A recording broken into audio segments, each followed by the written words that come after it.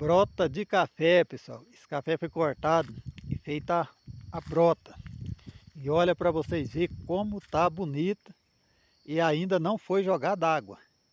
Essa brota não foi jogada água ainda. E olha para vocês verem como tá verde. Ó, larguei três pés. Algum tem dois, mas a maioria é dois, três. Fica bom. E aqui, pessoal, tinha uma rua de meia-meia. Eu ranquei e plantei essa rua de AS2. E aqui é broto. Então aqui era 0825 e o 66. Aí eu peguei e ranquei o 66 e plantei esse AS2 aqui, ó. Porque o 66 é um café muito ruim. É isso aí, meu povo.